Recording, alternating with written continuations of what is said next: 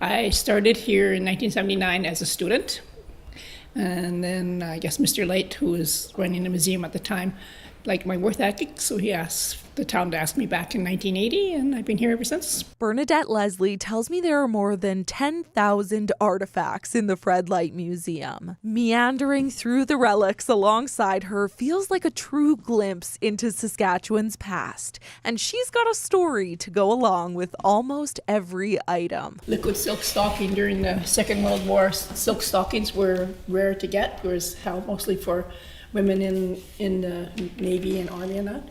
So then this is like kind of like a self-tanning stuff now. Like they would make it into a paste, rub it onto their legs and gives it the color of a nylon.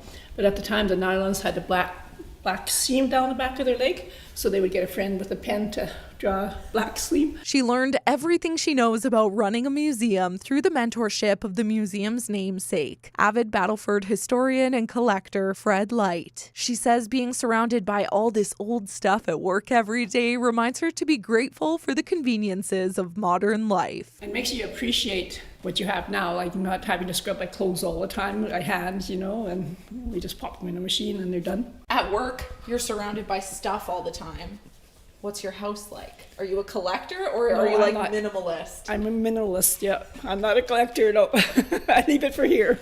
A highlight of her 45-year career was bringing her children with her to work. They always called it Mom's Museum. Would you give them trouble for touching artifacts?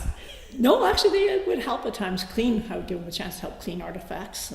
Leslie believes the Fred Light Museum is one of Battleford's hidden gems. That's the challenge part. You've got people who've lived in Battleford all their life, and all of a sudden they come and say, "Whoa, we've never been here." Well, we've been open 45 years. As she prepares to step away from the career that sparked her enthusiasm for history, she often thinks of her mentor, Fred Light, and how a summer job nearly 50 years ago turned into a lifelong fascination. He had such a passion. I said he passed it on to me, and I hope I can pass it on to the new manager. In Battleford, I'm Brittany Cafe, 650 CKOM.